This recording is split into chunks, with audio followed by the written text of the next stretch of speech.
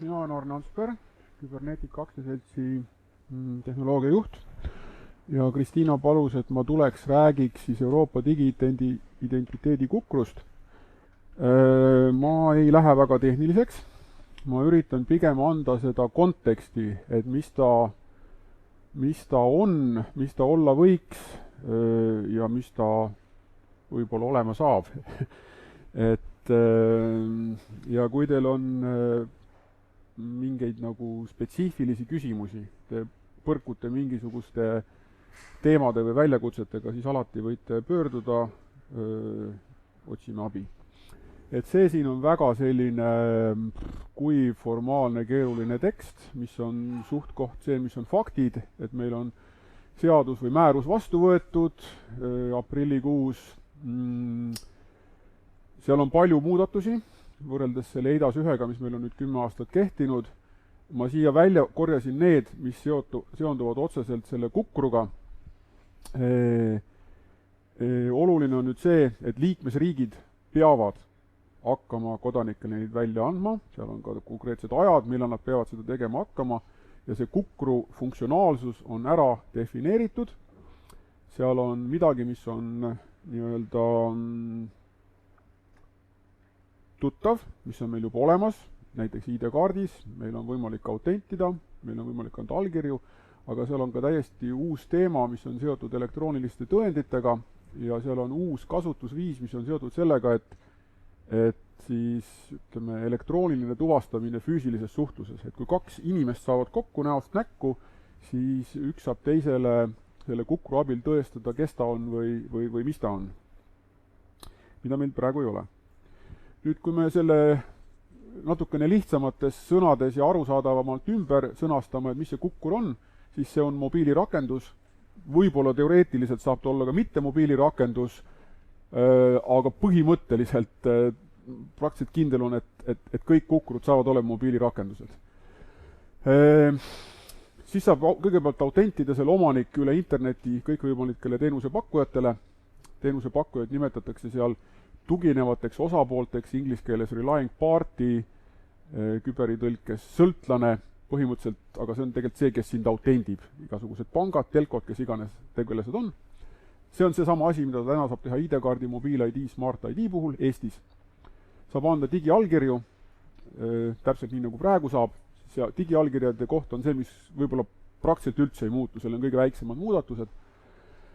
Siis mis on nagu huvitav, on see näost näkku autentimine, et meil praegu on midagi sarnast see, et kui politsei teid kinni peab rangelt võttes, teil peaks ID-kaart kaasas, tähendab te juhite autot, teid peetakse kinni, rangelt võttes peaks teil olema ID-kaart kaasas, et politsei saaks tuvastada, kas teil on juhtimisõigus, enamasti nad on vastutulelikult, kui teil ei ole ja teevad seal mingitest baasidest vaatavad teie näopilti. Et see on näiteks koht, kus te saaksite seda kasutada, aga võib-olla põnevam on see, et inimene suhtleb mingi eraettevõttega. Mitte nagu riigivõimu esindajaga, kellel on võimalused inimest nagu autentida, vaid tõesti kellegile, ma ei tea, mis iganes bussijuhile näiteks. Siis saab esitada tõendeid enda kohta. Tõenditest ma kohe räägin, see on see kõige suurem ja uuem teema, kontseptuaalselt uus, väga suure mõjuga potentsiaalselt. Ja kui nüüd nagu väga kokkuvõtlikult öelda, see on kõik need toredad ja kasulikud funktsioonid. Et mitte ühegi asja kohta siin ei saa öelda, et see on nagu mõttetu või seda pole vaja, et selles mõttes on kindlasti see initsiatiiv nagu väga oluline. Ma nendest tõenditest, mul on üks slaid, mille peale ma tulin liiga hilja, et ma peaks selle tegema, ma räägiks need tõendid teile lahti, et see on see uus asi. Inglis keeles on selle asja nimi attribute attestation. Ehk et see on nagu tõend, selle tõendi omaniku mingi omaduse kohta. Need omadused võivad olla näiteks tema vanus, mingisuguse puude olemasolu, kõrghariduse olemasolu, ma ei tea, juhiloa olemasolu, igasugused sellised asjad, mida võib nagu tõendada. Ja välja on pakutud selline avalik või avatud raamistik, et kõik, kellel on inimese kohta midagi öelda või ka ettevõtte kohta midagi öelda, saavad hakata välja andma selliseid ühtses süsteemis töödeldavad, ühtses formaadis digitaalseid tõendeid kõige kohta, mis neil pähe tuleb. Et on raamistik ja see, kuidas seda rakendama hakatakse, see on nüüd tegelikult iga selle sektori või siis vertikaali, on see meditsiin, on see haridus, mis iganes me oskame pakkuda, seal sees saab siis nagu innoveerida nende tõendite osas ja see kõik on üle-euroopaline.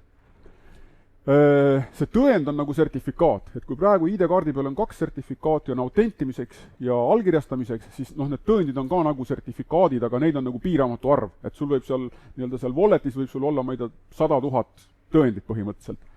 Nad kõik on digitaalselt allkirjastatud väljaandja poolt, on võimalik kontrollida, et see on autentne ja kehtiv, täpselt nii nagu sertifikaadi puhul, neid saab tühistada juhul, kui see tõendi alus langeb ära. Ja mis on oluline, on see, et seal tõendi sees on ka see avalik võti, mida haldab sinu see kukkur, ehk et digitaalses suhtluses, täpselt nii nagu sa täna saad autentida, siis sa tulevikus saad kaugelt teisele osapoolele, ilma ennast identifitseerimata, tõestada näiteks, et sa oled piisavalt vana. Kui sa lähed kasiinosse, kui sa lähed alkoholi ostma, mida iganes, kõik asjad, kus meil on vanuse piirang, kus sa praegu tegelikult nagu paljastad, kes sa oled, täiesti ebavajalik, siis tulevikus sa ei pea ennast paljastama. Aga sinu see teenusepakkuja saab olla kindel, et tema oma seadusest määratud kohustuse alaealistele mitte alkoholi müüa, ilusti täidab ära. Et need on tõendid. Nüüd, mis veel muutub? Et tegelikult mis muutub on kõik. Et põhimõtteliselt on, see on nagu väga raju muudatus, mis on nüüd siin kokku pandud.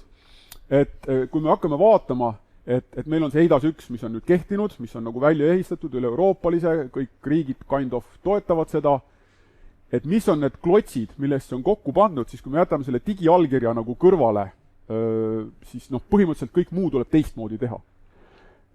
See EIDAS 1, kui ta vastu võeti, siis ta tegelikult kõik see tehnoloogia, mida ta nagu muutis kohustuslikuks, see oli olemas, järgi proovitud. Meil oli olemas Stork-projekt, millega me olime testinud üle-euroopalise autentimise ära, see töötas, seal oli tehtud palju piloote, kõik need tehnilised vahendid, protokollid olid mitte ainult Euroopa tasemel, vaid ülemaailmselt standarditud. Siis EIDAS 2 on superambitsioonikas asi, et põhimõtteliselt seda tehnoloogiat, mis peaks 2,5 aasta pärast kohustuslikult olema igal pool kasutuses, täna ei ole olemas. Et seda tehakse, võiks öelda paaniliselt. Kas saadakse valmis? Raske öelda. Et see on kindlasti nagu tehnoloogidele ja ütleme sellistele inimestele, kes siis ma ei tea, kuskil seal tehnoloogia ja poliitika piirialal toimetavad küll väga magus tegevuspõld, ütleks ma. Milles see revolutsioonilisus seisneb? Kõigepealt, see toimemudel, et kui meil selle EIDAS 1 puhul autentimine toimus niimoodi, et igas riigis oli terve hulk sõltumatud autentimisvahendeid, meil on ID-kaart, mobiil-ID, Smart-ID, Itaalias on mingi oma käputäis, Hispaanias on mingid omad asjad ja nii edasi, siis sinna, ma ei tea, taustale või juurde või kõrvale oli ehitatud üks raamistik, mis põhimõtteliselt ütles niimoodi, et Eesti riik autendib Eesti inimese ja Hispaania riik usaldab Eesti riigi tehtud autentimisotsust ja lubab selle inimese kui Eesti kodaniku oma süsteemidesse. Ehk et tehniliselt oli tõmmatud joon vahele. Siin on nagu Eesti autentimismeetodid, Eesti kiidab need heaks, ise autendib ja siis teise sõltumatu turvalise mehhanismi kaudu annab selle tulemuse edasi Hispaaniasse ja see tagas selle, et meil oli sisuliselt tehnoloogia neutraalsus. Meil on, ma arvan, et Euroopas, ma ei tea, 100 erinevaid tehnilisi lahendusi, kuidas inimesi autenditakse, aga nad kõik on ühes süsteemis. See on hea, võimaldab kiiresti innoveerida, võimaldab kuskil pakkuda, ma ei tea, paremat mugavust nagu Smart ID, kiirust, mida iganes, eks ole. Nüüd, EIDAS 2 ambitsioon on see, et töötatakse välja üks protokoll, mida räägib kukkur või ehk inimene vahetult teenusepakkujaga ja kõik realiseerivad selle. Et see on nagu keeruline ja probleem on selles, et seda protokolli praegu pole. Et selle protokolli detailid tuleb paika panna, seal on väga suured väljakutsed, mis tuleb lahendada ja siis see tuleb realiseerida, siis see tuleb integreerida, kasutusele võtta ja noh, te teate, mida mingi taolise muudatuse tegemine tähendab. Et kui me nüüd võtame, ma ei tea, Eesti riigi, kui me vaatame, kui palju meil on riigiasutusi, kes autendivad täna inimesi, kui me vaatame, kui palju meil on eraettevõtted, kes autendivad kõik inimesi, mis on nende IT-arendused, IT-arenduste ajakavad, eelarved ja noh, ütleme, see teema konkureerib kõigi muude teemadega, eks ole. Et saab olema suur väljakutse. See või siis 2 on et võib-olla standarditakse 2 protokolli, see on jälle noh, niisugune asi, mis selgub vasti. Siis, mis on ühelt poolt väga tore, või mis ongi väga tore, on see, et väga tugev rõhuasetus privaatsusele. Et kui me võtame selle, et kuidas tänane see autentimine digitaalses maailmas töötab, siis tegelikult see lekib infot kogu aeg selle kohta, et kus see inimene käib ja mida see inimene teeb. Okei, ta lekib usaldusväärsetele osapooltele, sertifitseerimisteenuse osutajatele, autentimisteenuse osutajatele ja nii edasi, eks ole, aga ikkagi ta lekib. Eesti on mõnes mõttes eriline, et võib-olla see erilisus hakkab vaikselt nagu ära kuluma, aga see inimese ja riigi suhe ja see usaldus, mis meil on olnud, et see on nagu oluliselt tugevam kui paljudes teistes riikides.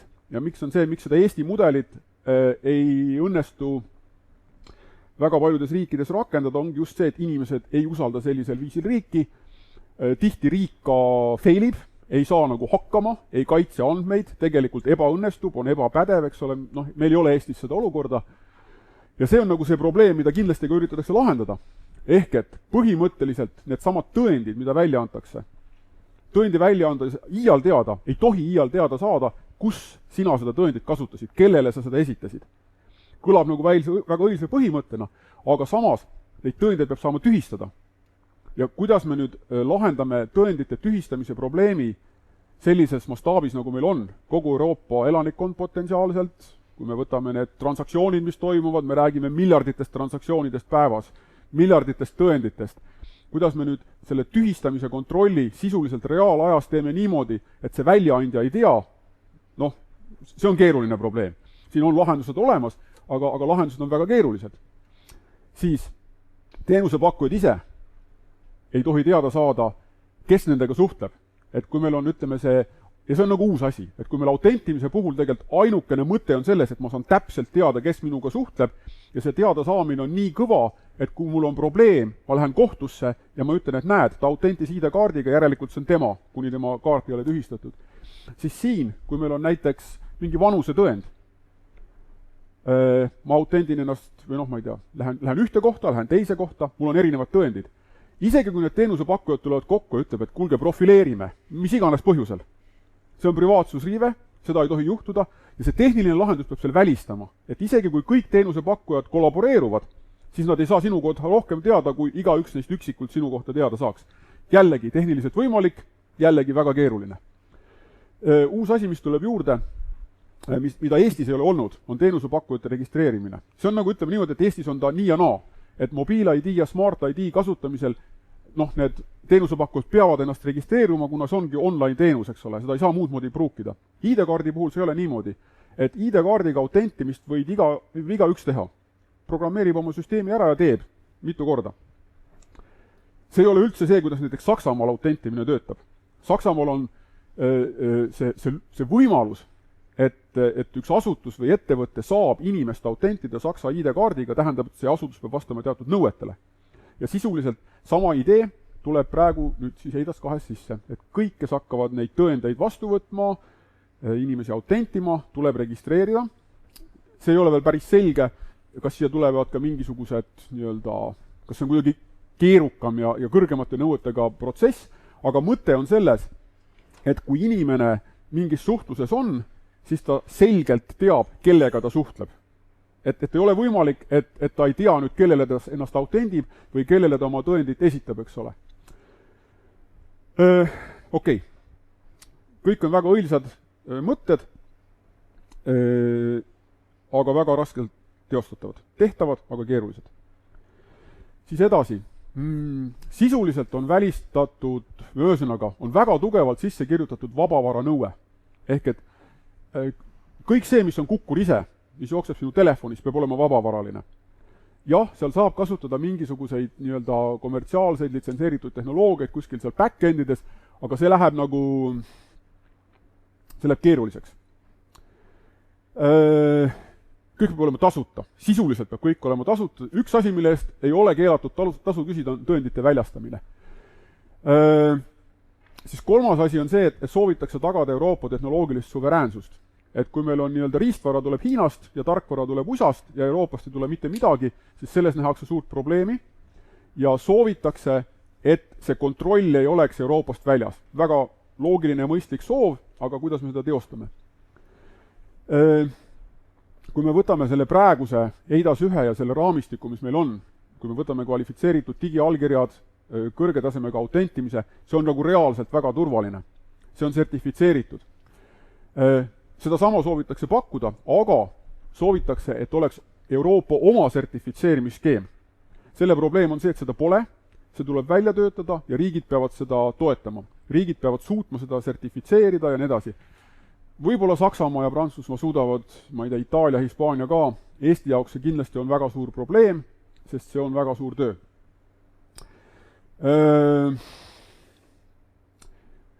Need esimesed nõuded siin tegelikult tekitavad olukorra, et siin ei ole praktiliselt mitte kellegi jaoks ärimudelit või loogikat, miks nad peaksid tahtma seda teha. Põhimõtteliselt Google ja Apple võiks suuta kõike seda efektiivselt ja turvaliselt teha ja neil on penetration olemas, et kõike seda saaks. No, kui me vaatame, mis on Euroopa Liidu ja Ameerika Ühendriikide suhe privaatsusküsimustes, siis see juhtub. Et Google ja Apple on viimased tehnoloogiapakkujad, kelle walleteid Euroopa riigid kasutusele võtavad. Et see on, lihtsalt nii on. Kõigil teistel on väga keeruline, neil on nagu väga palju hoobasid käest ära. See, et see tehnoloogia on vabavaraline, välistab mingisuguse komplekti ettevõtjaid, kes peaks seal osalema. See, et praktiliselt millegi eest ei saa raha küsida, välistab igasugused teenusepakkujad või muudab väga raskeks selle. See kõik taandub sellele, et keegi peab seda sponsoreerima, kas need on nüüd riigid, kas see on Euroopa Liit, kui pikalt seda sponsoreeritakse, kas see sponsoreerimise mudel asendub millegi muuga, me ei tea seda. Aga üks väga keeruline koht, mis on praegu siin tekitatud, on see, et tõesti nagu ärimudelid siin selles puuduvad. Tõenäoliselt keegi tuleb siia nii-öelda gamblima, teeb investeeringu, võtab riski, oletades, et juhtub mingi üks või teine või kolmas areng, mis tähendab, et tema see varane investeering lõpuks osutub kasulikuks või siis lihtsalt kannab selle maha, nagu ta mingi muu ebaõnnestunud investeeringu maha kannab.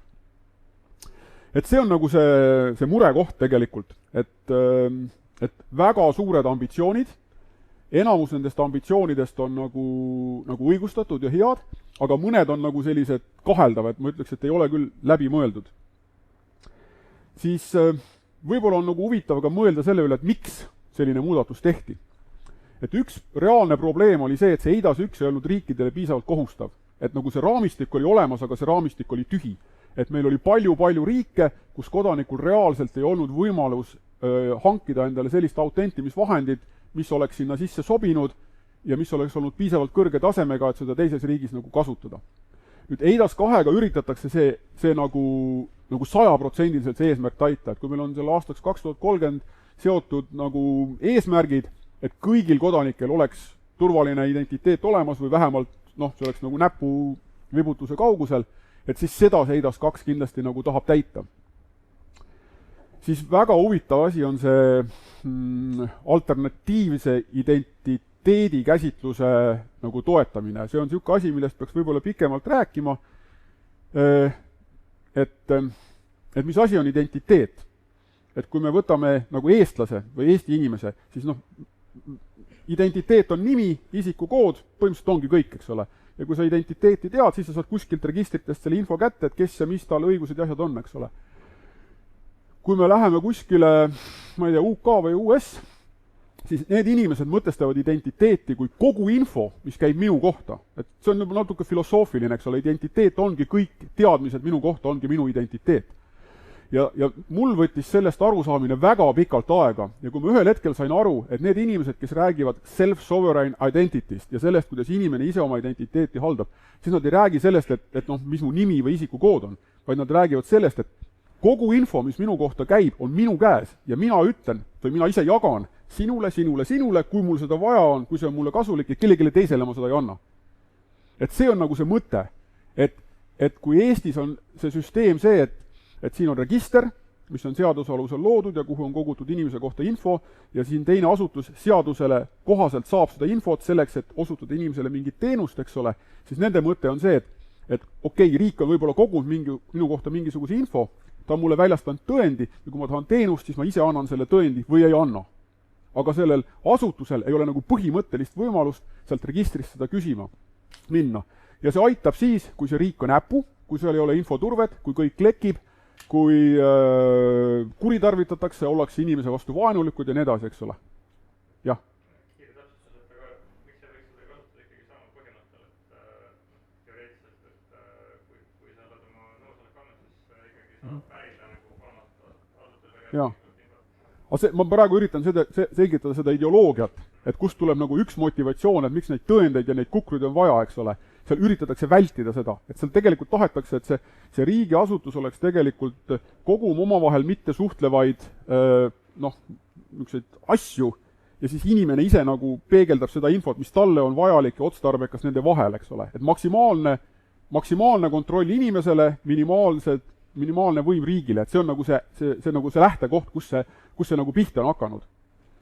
Ja nüüd nende tõenditega on tugi sellisele käitumisele toodud nagu sinna infrastruktuuri sisse. Seda ei pea alati kasutama.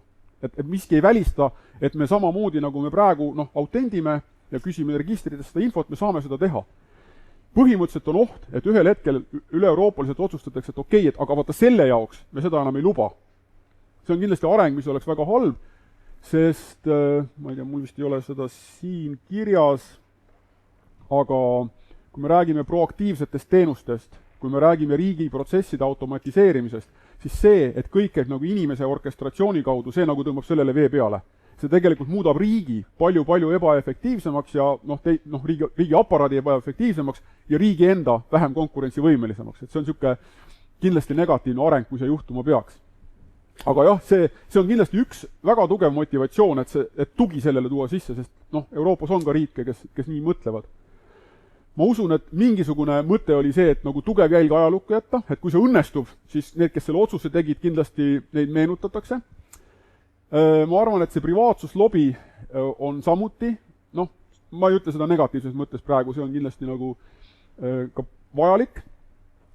Ja siis natuke on niisugust asja, et see kukkur on nagu äge. Jah, palun.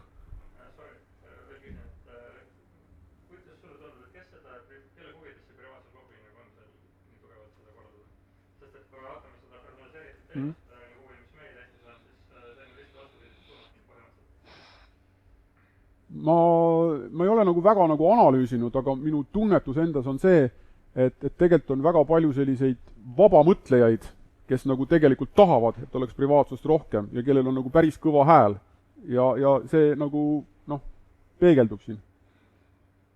Ma ei ole nagu, tõesti nagu, ma ei ole nagu analüüsi teinud, et kas meil on seal nagu organiseeritud lobi, aga jah.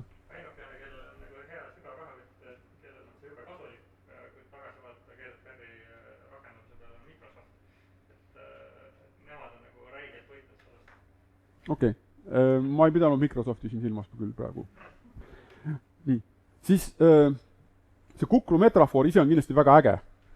Ja tegelikult on väga eksitav.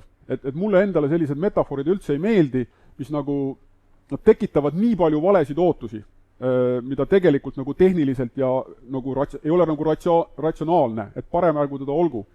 Ja siis natuke on kindlasti ka niisugust kargokalti, et kuskil on inimesed, kes on mingite kukrutega väga rikkaks saanud, näiteks mingite Bitcoini walletitega, ja kui me teeme kukru, äkki me saame ka, eks ole. See on jälle niisugune natukene minu poolt spekuleeritud, aga mulle tundub, et seda on, et see kukkur on nagu niisugune seksikas asi natukene. Okei. Jah. Nüüd, mis on vaja teha, eks ole, et meil on 2,5 aastat aega, meil nagu Euroopal. Et see esimene samm on keeruline, et tuleb välja töötada need protokollid, realiseerida. Siin on terve hulk teemasid, et kuidas neid kukruid välja antakse ja hallatakse. Siin on väga jällegi niisugune huvitav nagu olukord tekitatud, et see kukkur on ka nagu asi iseeneses.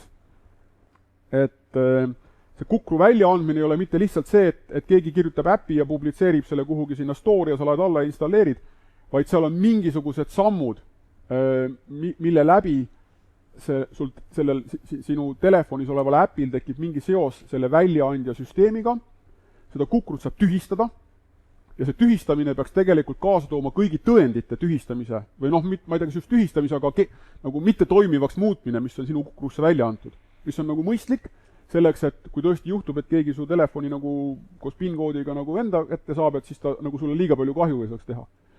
Aga see on keeruline. Siis on see tõendite väljaandmine ja haldamine, koos kõigi nende privaatsusnõuetega, tõendite esitamine ja autentimine, see on see globaalne protokoll üle Euroopa, ja siis on kõik need teemad, mis on seotud privaatvõtme haldamisega, varundamisega, sest see varundamine muutub siin olulisemaks, kuna need tõendid on sinu võtmega seotud, eks ole, et kui meil nagu Smart ID puhul sul võib olla neid sõltumatuid Smart ID instantse sinu sõltumatutes telefonides palju, siis tõenditega see ei ole nii lihtne. Ja noh, neid võtmeid tuleb kaitsta.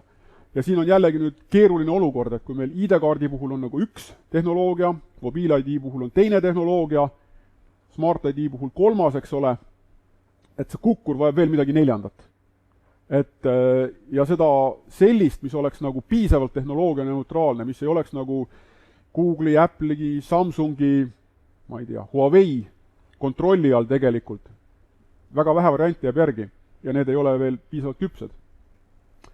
Mis me ise praegu näeme, on see, et see töö ei ole nagu lõpuni koordineeritud. Et seni, kuni seda seadust polnud vastu võetud, oli nagu mingisugune üks loogika ja selline intensiivsus ja asi, et natukene tundub, et kuskilt on jalad gaasipedaadilelt ära võetud, see töö käib, see töö toimub nagu osaliselt liikmesriikide initsiatiivil, need liikmesriigid, kes panustavad rohkem, nende mõju saab olema ka suurem, tegelikult on nagu neid reaalseid tegijaid, neid inimesi on üllatavalt vähe, nad innoveerivad, ja mind ennast teeb see natukene murelikuks, et kui võib täitsa vabalt juhtuda, et need asjad, mis lõpuks mingis ajaperspektiivis nagu kohustuslikuks muutuvad, on väga ad hoc viisil tehtud ja ei pruugi üldse olla nii optimaalsed, kui selline protokollid peaksid olema.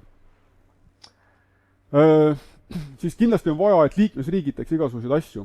Minimaalselt on vaja sertifitseerimisskeemi, mida meil täna ei ole, ja minimaalselt on vaja korraldada see väljaandmine, aga oluliselt nagu, ma ütleks, keerulisematel alustel, kui näiteks ID-kaardi väljaandmine praegu on. Et kui meil on Eestis, kogu see e-ID on tegelikult riigi poolt outsourcitud erasektorisse välja arvatud nagu see front olemine ja selle asja korraldamine ja vastutuse võtmine, siis ei pruugi enam nii saada. Et hästi palju on sellist veel määramatust, mis sest, et seadus on vastu võetud, mis sest, et tähtajad on väga konkreetsed, aga see, et mis on need konkreetsed tehnilised tegevused, sammud, asjad, et seda veel ei ole. Nii, siis Eesti vaatenurk, et ma ei tea, kui keegi hakkab teid nagu challenge ima, et mis värk siis on, et mida Eesti arvab, et see on nagu see, mida mina, või midagi küberneetika nagu mõtleb sellest asjast. Et ühelt poolt justkui need baasteenused, et need nagu ei muutu, aga tegelikult see baas on täiesti teistsugune, ehk et väga palju tööd on vaja teha, Eesti mõttes me teeme palju tööd ja me ei liigu mitte sammugi edasi. Meil on juba väga hästi praegu selle baasiga, mis meil täna on, eks ole. Siis tõendid on kindlasti positiivne, et see aitab reaalseid probleeme lahendada, et minu lemmiknäide on see, et kui mingi aastad tagasi oli teema vist, et puuetega inimesed pidid bussides saama tasuta sõita, siis ainuke lahendus oli see, et tekitati järjekordne plastmasskaart, mis anti inimestele, sest kõik teised lahendused olid liiga kohmakad või liiga nagu privaatsust riivavad. Et see oleks nagu struktuurne lahendus, süsteemne lahendus kõigile nendele teemadele. Pluss erasektorile riiklik, riigi poolt väljastatud andmete efektiivne ja selline paindlik andmine. Et teoreetiliselt täna saaks ka erasektor võiks saada nõusoleku teenust kasutades XD kaudu riigi andmekogudest andmeid, see võib olla liiga kohmakas. Et mingid pisemad asjad, mis tegelikult inimesele on võib-olla mõnusad ja võib-olla tegelikult kasvaks suureks, jäävad lihtsalt tegemata selle pärast. Et see on kindlasti see koht, kus hakkab innovatsiooni toimuma ja see, milleks tõendeid kasutama hakatakse, et see on tõesti nagu see, tundmata maa praegu. Siis identiteet või see andmepõhine identiteet või tõendipõhine identiteet, et see praeguse Eesti elukorraldusega ei haaku, seda ma juba rääkisin tegelikult, et proaktiivsed teenused, riigi automatiseerimine, et see on nagu ohukoht, et see on nagu see, millel nendel arengutel tuleb nagu silma peal hoida, neid argumente ei tohi aktsepteerida, nendega tuleb nagu tegeleda, eks ole, ja näidata, miks see, kuidas me seni oleme seda asja teinud, miks see ei ole halvem. Ja siis ma lõpuks räägin seda ka, et mis Eestis on tehtud ja tehakse. Et kõigepealt RIA, kes nagu haldab nagu praktiliselt seda Eesti e-ID-d, on väga aktiivselt selle teemaga teinud. Aastate jooksul on nad teinud erinevaid uuringuid ja pilootprojekte, ka praegu käib nii-öelda sellise Walleti POC, uuritakse tehnoloogiaid, realiseeritakse, tõendite kasutamist on põhjalikult uuritud, ehk et RIA-l on see kompetents ja teadmine selles osas, et mis see wallet on, mis on need probleemid, mida see endaga kaasa toob. MKM on Eestit esindanud Euroopa tasemel praegu, kuna seadus on vastu võetud, siis ta ilmselt täiesti uuel tasemel tegeleb kogu selle asja organiseerimisega, et see lõpuks 2,5 aasta pärast ühel, teisel või kolmandal kujul saaks tehtud, veab seda asja. Erasektori poole pealt Kybernetica koos SK-ga me oleme teinud eraldi projekti Kukru teemade uurimiseks, piloteerimiseks. Küber praegu tegeleb väga aktiivselt nii teadustööga kui ka arendustööga kogu ID-valdkonnas, kaasa arvatud Kukru tehnoloogiatega. Et jah, kui Kybernetica on siis teadus-arendusasutus, meil on 45 või 50 inimest umbes Infoturbe instituudis, kes tõesti teevad nagu teadust ja EID on üks meie prioriteetne teadussuund. Lisaks sellele on meil siis ID-osakond, kes tegeleb tehnoloogiate loomisega. Ja mis me arvame, on tegelikult selle tehnilise töö juures, nende standardite ja protokollide loomise juures Eesti peab osalema, kas siis ettevõtted, kas siis riik, mingisugune hübriid, sest kui teised seda teevad, siis see tulemus, ma ütleks, tõenäoliselt tekitab meile mingeid probleeme tulevikus. Ja võib-olla viimane märkus siia kõrvale, mis on nagu niisugune isegi niisugune nunnu, et umbes tänaseks 26-25 aastat tagasi küberis tegeleti väga aktiivselt maailma parima digiallkirja tehnoloogia loomisega. Ja põhimõtteliselt see, kui ma täna vaatan neid probleeme ja välja pakutud lahendusi, siis need on täpselt need samad, mis me juba ära lahendasime. Lihtsalt nagu, küsimus on selles, et tookord me olime oma ajast täiesti ees, see oli täiesti mõttetud probleemid, mida me lahendasime, ja täna me oleme natukene liiga väikesed, et võib-olla kõiki seda mõtet ja seda asja nagu, küll teisel tasemel, teistel alustehnoloogiatel nagu propageerida. Aga lihtsalt selline, süda läheb soojaks vaadates, kuidas me oleme nüüd sinna ringiga tagasi jõudnud, kus me juba olime. Nii, minu poolt kõik. Palun, küsimusi, kui teil on.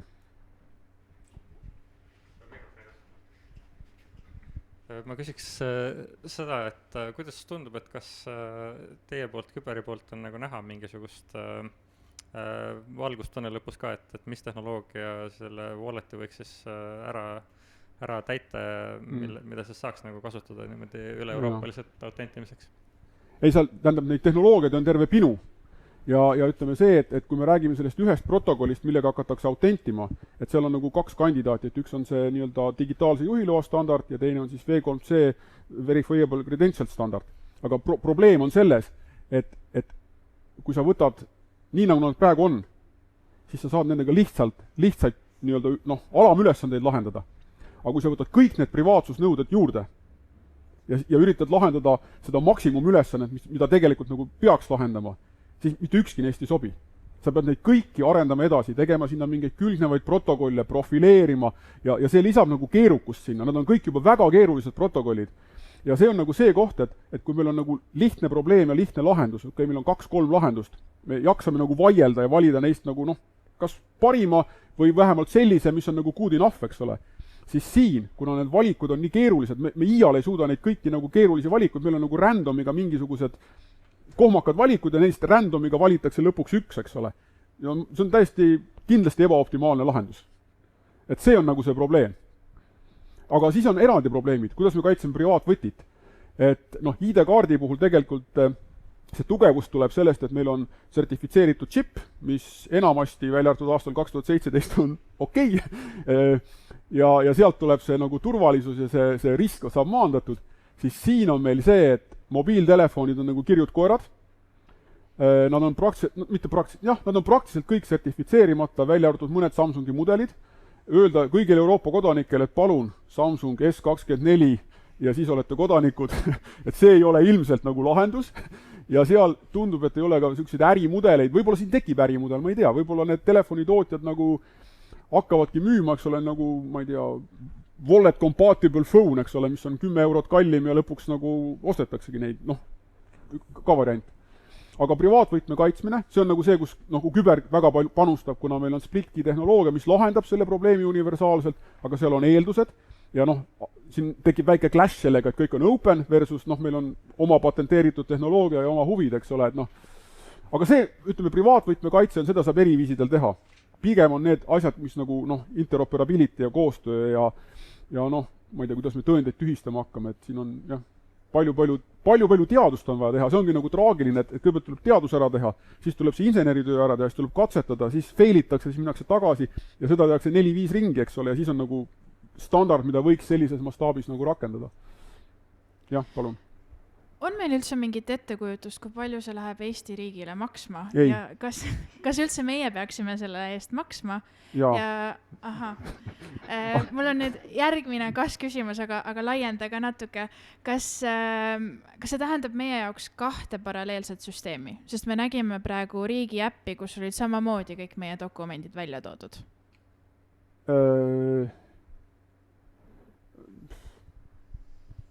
Ma ütleks, et see, et meil riigi äpis midagi sarnast on, et see on nagu noh, et kui see wallet saab nagu reaalsuseks, siis sellel pole mõtet. Et noh, tegelikult kui meil on üle-euroopaliselt tehtud kohustuseks mingit asju mingil viisil teha, siis ma ei näe mingit loogikat seda siseriiklikult veel teisel viisil sinna kõrvale juurde teha. Noh, see on nagu ajastuse küsimus praegu, et praegu tehti seda, noh, ma ei tea, kas sellel on mingi kasu, et kas see, et seal M-riigi äpis need asjad praegu nii on, et noh, ma tõesti ei tea, võib-olla keegi juba kuskil usinalt kasutab seda, et keegi säästab raha, eks ole, kellegi elu on mugavam, et kui see nii on, siis on hästi. Aga noh, jah. Aga lõpp, kui see wallet saab nagu valmis, siis ei ole nagu mõtet dubleerida ja siis tuleb ikkagi kasutada ühte kohustuslikku üle-euroopalist lahendust, eks ole, see on nagu ainuke loogiline asi, mida teha. Ja üks nüanss veel võib-olla, et kui sa võtad kogu selle kukru sertifitseerimisnõuded, turvanõuded ja nii edasi, siis väga suure tõenäosusega ainuke mõistlik variant on see, et see on eraldi asi. Eraldi sertifitseeritav, eraldi hallatav, sest kõik see paindlikkus, kui sa tahad mingit suurt super paindlikku digiriigi äppi teha, kus on kõik koos, seal tekib konflikt lihtsalt nõuete vahel. Üks peab olema agiilne, täna tuli mõte, homme on kliendi laua peal ja teine peab olema super turvaline, kus sul on see tsükkel on võib-olla aasta aega sertifitseerimiseks, eks ole, neid kokku panna, see lihtsalt ei lenda. Sa saad ühe korra teha, aga sul on ülehomme juba probleem sellega. Mul on ka üks küsimus. Ja. Et vaadates ja kuulates kogu neid ambitsioonikaid eesmärke ja neid tähtaegu, siis tundub, et ma küsikski hinnangut, et kas tundub, et see on sellisel kujul realiseeritav sellise tähtajaga ja kui ta ei ole, siis kust kohast need järgi andmised nagu tulevad, et kas mis on need kohad, mis ilmselt veidi pehmenevad, et täis ambitsioonikuses võib-olla ei realiseeru või siis ta ei realiseeru sellises ajakavas, et kust need praeguse teadmise kohad, et mis võivad need järgi andmise kohad olla? No mina ise loodan, et antakse järgi ajakavas ühel, teisel, kolmandal viisil, kuidas seda nii-öelda nägu säilitaval viisil tehakse ja küllap see välja mõeldakse. Et väga halb oleks see, kui järgi antaks nagu selle asja nagu tehnilises kvaliteedis, et see oleks võib-olla kõige halvem tulemus kõigi jaoks. Aga üks asi, mis mulle ütlemata, oli see, et mõnes mõttes oli see väga üllatav, et nüüd niivõrd innovaatilise asjaga tundi välja, et mis iganes see põhjus oli, sest tavaliselt kiputakse olema väga-väga konservatiivsed ja võib-olla samm tagapool käima, siis noh, see oli nagu täiesti, aga ma ei ole muidugi väga jälginud kogu seda viimase aja seadusandlust, võib-olla seal ka rohepöörde maailmas on mingeid selliseid hüppeid tulevikku olnud, aga minu jaoks oli see natukene üllatav, et niivõrd nagu ambitsioonikas oldi, et võib-olla jah, või noh, mõnes mõttes positiivne, et kõigest saab nagu head ja halba näha, et kindlasti nagu see, et nüüd ei olda väga eilses kinni, on ju ka positiivne. Jah, aitäh. Tundub, et ei tööta, aga võib-olla ma igatahes proovin. See võib olla tehnoloogia kauge küsimus, aga minul on jäänud küll mulje, kui vaatan neid globaalseid arenguid, et käib mingi võidujooks, kõik teevad oma kukruid ja ju teevad ka Euroopa Liidu erinevad liikmesriigid, et mina tegelikult ei saanud ka praegu aru, et kas saab olema üks kukkur, mille näiteks, ma ei tea, Digit sarnaselt näiteks e-deliverile kuskil sisse tellib, mida siis hakkavad kõik liikmesriigid taaskasutama, või on ikkagi plaan, et iga liikmesriik teeb siin oma kukru, et kui ei ole seda ühe plaani, et mis need põhjused on. ja siis mul on võib-olla seotult üks märkuse küsimus, et Euroopa Liit on hetkel pakendamas oma seda digipakkumist nagu globaalsele maailmale ja tegelikult Eestil on üks võib-olla põhjus, mis nad seda ka hetkel teevad, et põhimõtteliselt Euroopa Liit on tegemas nagu ütleme e-Estoniat või midagi sellist, seal on erinevad tasemed, on infratase, regulatsioonitase ja ka lahenduste tase. Ja minu viimasel kohtumisel Connectis ütlesid nad küll, et nende prioriteet on eelkõige siis identiteet ja kukkur. Ja juba käib töö näiteks Indiaga, kuidas siis nende identiteet oleks siis meie kukruga ühildatav ja vastupidi. Aga sinu sellest slaidist ma sain aru, et tegelikult midagi veel ei ole. Et mul ongi võib-olla küsimus, et mida siis Euroopa Liit nagu hetkel nagu selle kukruga teeb ja kui see Euroopa Liit hakkab oma lahendusi müüma, et kas ta siis hakkabki müüma seda mingit ühte lahendust või kui neid ei ole, siis kõiki neid erinevaid vabavaralisi kukruid, mis siis siia Euroopa turule tekivad. Okei, siin oli nüüd palju häid küsimusi. Kõigepealt hakkan pihta sellest, et see on nagu üks koht, kus see kukru metafoor tegelikult tekitab väga suurt segadust. Et kukrut ei ole olemas. Et see äpp, mis sul telefonis on, see ei ole su kukkur. Et kukkur on tegelikult süsteem. Seal on kukru väljaandja, kellel on mingisugune infotehnoloogiline süsteem, mingid protsessid, mingi seadusandlus, sul on mingi tarkvara, mis jookseb sinu arvutis, on interaktsioon selle vahel ja kõik see kokku, kui ta toimib, siis me saame öelda, et mul on kukkur. Aga see, et nüüd see kukru väljaandmine ei ole nüüd niimoodi, et ma kirjutan programmi ja publitseerin sinna App Store'i ja siis ma installin ja see on. See tegelikult on suur tööd riigi poolt, et sellest tarkvarast integreerida igasuguste süsteemidega, sertifitseerida, publitseerida, toetada, pakkuda sinna kõrvale teenuseid, siis on see kukkur välja antud. Jah, Euroopa Liidus tehakse referentsimplementatsioone, aga see on see, et kui mul on nagu protokollid, ma realiseerin need ära, ma saan laboris neid kasutada. Kui ma tahan laborist minna nii-öelda päris ellu, siis ma pean väga palju asju juurde tegema ja see on nagu see hirmuäratavalt suur asi, mis on vaja teha. See referentsimplementatsioon, see on laboris okei, eks ole. Aga kuidas ma kaitsen võtmeid? See, kuidas Eestis on seda tahetud teha, see, kuidas Saksamaa mõtleb, see, mida Google või Apple või Samsung võimaldaks, need on kõik eri asjad. Ja mida me siis nagu sihime? Kas Eesti riik teeb ühe nii-öelda lahenduse, mis katab kogu populatsiooni mingisuguste omadustega? Kas me teeme eraldi lahendused Google'i jaoks? Selle võtmekaitse lahendused Google'i jaoks, Google'i telefonide jaoks, Samsungi jaoks eraldi, Apple'i jaoks edasi. Need on kõik küsimused, eks ole. Et lõpuks, ja pluss kogu see halduse pool sinna taha, mismoodi see väljaandmine käib, haldamine käib, eks ole. Et ei ole, mina väidan seda, et lõpuks ei ole ühte lahendust, mis sobiks, võib-olla 2-3 Euroopa Liidu riigile sobib, eks ole, aga see, mis 27 sobib, sellist ei ole olemas. Ja kui me räägime maailmast, see on hoopis mingi muu asi. Ehk et jah, võib teha tehnoloogiat, Euroopa Liit ei saa midagi müüa, kuna kõik on open source, et Euroopa Liit nagu kontributeerib maailmale seda tehnoloogiat ja kui need indialased kasutavad seda, siis on tore, eks ole. Minu teadmised India identiteedi kontseptsioonist ütlevad, et see on veel mingi 3. maailm ja seda veel ühitada sellega, kuidas meie mõistame, see on veel omaette nagu teema. Et jah, ja tehakse tööd ja selles mõttes, et aga ma ütleks niimoodi, et töötatakse erinevate aspektide korral, mis on mõne riigi jaoks olulised. Ma arvan, et natukene on probleem sellest, et kui sa nagu võtad sealt kõige kõrgemad otsustajad ja need inimesed, kes teevad tööd, et seal on mingisugused infokaod seal, et mis see olukord täpselt on ja mis on probleemid ja kuhu see asi nagu välja läheb, eks ole. Ja võib-olla mõned inimesed lihtsalt panevad silmad kinni, kuna nii on lihtne ja mõistlik hetkel ja teevad oma asja, eks ole, ja see on good enough 2,5 aasta pärast, kui see seis on selline. See on jälle niisugune, erinevad riigid, organisatsioonid, inimesed võtavad erinevaid riske, ütleme nii. Aga see on niisugune väga, väga dünaamiline pilt ja see võib muutuda, sest kunagi me ei tea, kus võib-olla Microsoft näiteks praegu programmeerib ja ütleb, et kallis Euroopa Liit, meil on teile kingitus, et siin see on. Pole välistatud. Et kõike võib juhtuda.